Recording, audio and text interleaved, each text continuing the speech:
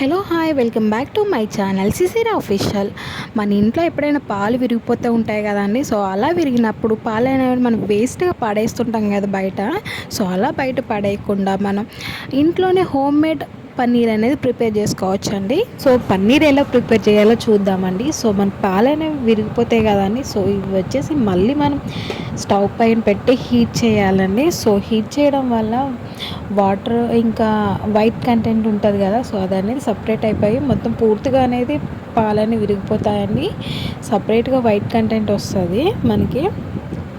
So ఇలా అయితే మనం స్టవ్ మీద పెట్టి హీట్ చేయండి ఒక 3 minutes వరకు.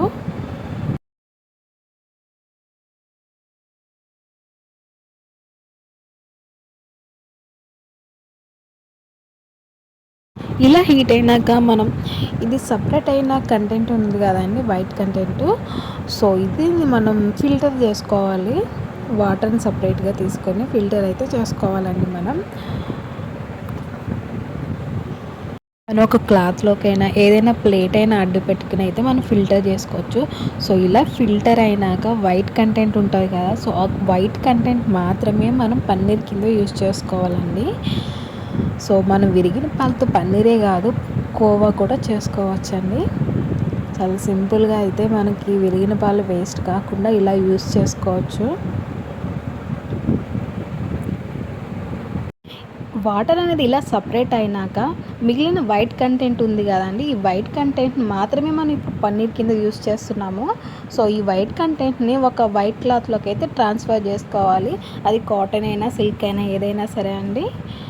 ఇలా ట్రాన్స్ఫర్ చేసుకున్నాక ఈ వైట్ కంటెంట్లో ఎటువంటి వాటర్ లేకుండా అయితే మనం ప్రెస్ చేస్తూ మనం మనకు కావాల్సిన షేప్లోకి అయితే మనం అడ్జస్ట్ చేసుకోవచ్చు అండి. సో ఇలా మనం కావాల్సిన షేప్లోకి అడ్జస్ట్ చేసుకున్నాక దీనిపైన అయితే మనం ఒక 2 hours వరకు అయితే హెవీ బరువుని అయితే పెట్టాలండి.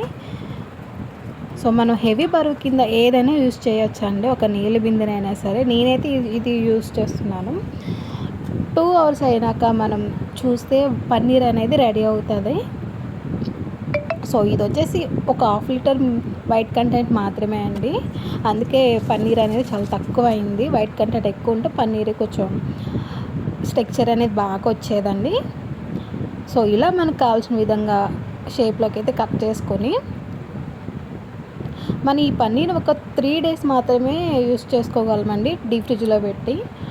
మనకి ఇంకా ఎక్కువ రోజులు కావాలనుకుంటే మనం ఈ పన్నీర్లోకి వాటర్ అనేది డైలీ తీస్తూ ఉండాలండి. అప్పుడే మనకి ఎక్స్ట్రా డేస్ కావాలంటే పన్నీర్ ఎక్కువ ఉంటుంది. ఇది ఎక్కువ రోజులు అయితే పన్నీర్ అనేది ఉండదండి. సో ఇలా మనం పన్నీర్ ప్రిపేర్ చేసుకున్నాక ఈ పన్నీర్ని అంతా మనం ఒక బాక్స్లోకి అయితే స్టోర్ చేసుకుని పెట్టుకోవాలండి. ఈ విధంగా మనం బాక్స్లోకి స్టోర్ చేసుకున్నాక డీప్ ఫ్రిడ్జ్లో ఇలా పెట్టుకుంటే మనం పన్నీర్ అనేది చాలా ఫ్రెష్గా ఉంటుంది. అది 3 days వరకే మనం యూస్ చేసుకోవాలండి. 3 days లోపల అయితే మనకి పన్నీర్ అనేది బాగోదు. ఇంకా ఎక్కువ కావాలంటే మనం ఈ బాక్స్లోకి అయితే వాటర్ నింపుకొని డైలీ తీస్తూ ఉండాలి. సో అప్పుడే పన్నీర్ అనేది బాగా ఉంటుందండి మనం కర్రీ చేసుకున్నప్పుడు కూడా. సో ఈ వీడియో నచ్చినట్లయితే ప్లీజ్ లైక్ చేయండి, సబ్స్క్రైబ్ చేయండి.